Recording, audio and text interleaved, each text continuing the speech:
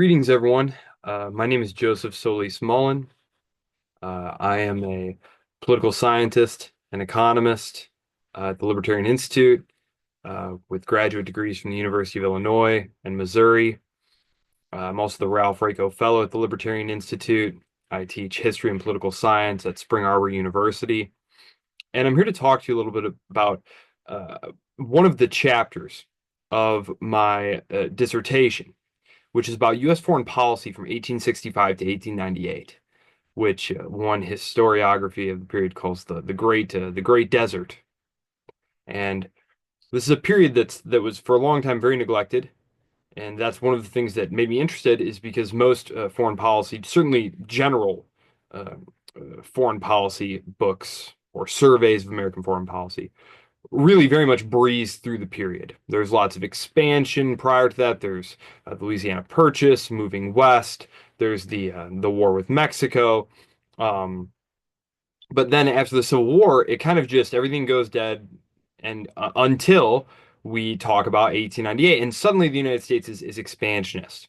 And to me, it just always seemed like there must be more to it than that. These things don't just erupt suddenly. They don't just happen like that. There had to have been groundwork being laid. And as I got into the research, of course, I found that there were. And in fact, a lot of the takes, though, were very revisionist. And so what I wanted to do as I got more and more involved in the research was to do a case study analysis of how Washington responded to various foreign policy situations that took place in Latin America and Asia, which is where a lot of the research was done, and then also to European nationalist movements and conflicts in Europe during that period, which was something that was not really covered at all.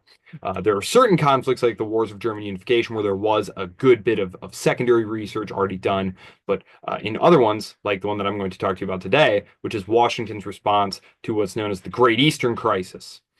This was the crisis in the Balkans that culminates in the Russo-Turkish War and the Congress of Berlin, which resolves that. This is not to be confused with the Berlin Conference several years later. This is in 1877, 1878. The Berlin Conference happens about 8 years later, and that's the one that sets up, the division of Africa and whatnot. So not the same thing, very dissimilar. I caught myself once or twice mixing that up as I was writing, but so. I'm interested in the project because I think it's highly instructive looking at how Washington handled European nationalist movements because Washington was very split. Of course, on the one hand, self-determination. This is very crucial to American uh,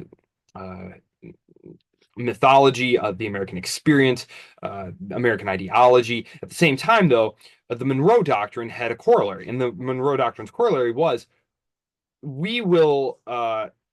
We don't want European powers continuing their activities in the Western Hemisphere, which of course it was some decades before they could totally put a stop to that.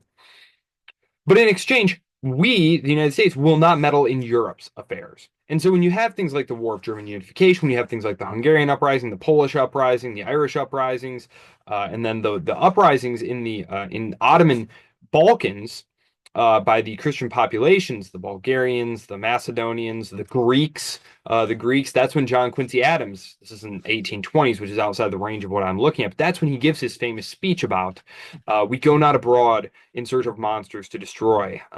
We are the vindicators only of our own liberty. We are the well-wishers of liberty to all, but we are the vindicators only of our own. So that's what I was looking at. So I was looking at what was Washington's response to the Great Eastern Crisis, and how is it informative in terms of how it fits in with what Washington's other priorities were during that period. Because, of course, during this period, Washington was very active in economic and commercial expansion in Latin America and in the Pacific.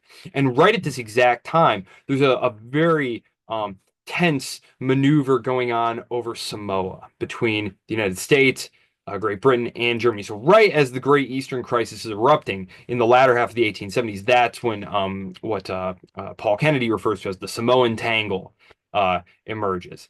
So Washington is very much looking elsewhere.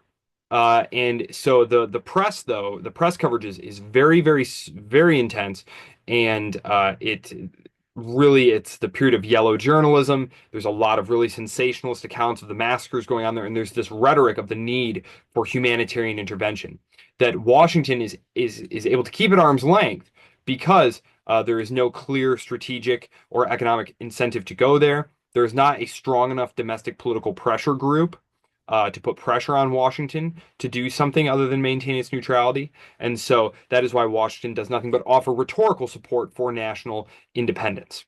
The evidence that I'm using is all primary source, State Department cables, newspaper coverage at the time, personal letters back and forth from people. There is a lot of great secondary literature generally about this period. A lot of it, like I said, the revisionist literature, Lefebvre, Williams, the Wisconsin School. However, about this particular incident in U.S. diplomatic history, there's virtually nothing.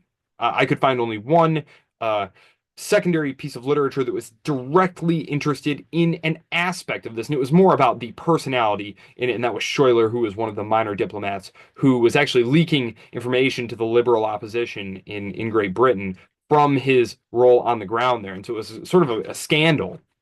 And so that was interesting. And I do have a section of the chapter devoted to that. And I tie it into sort of unreliable State Department officials in other circumstances who are pursuing policies contrary or not directly given to them by Washington. Page being the most famous during World War One.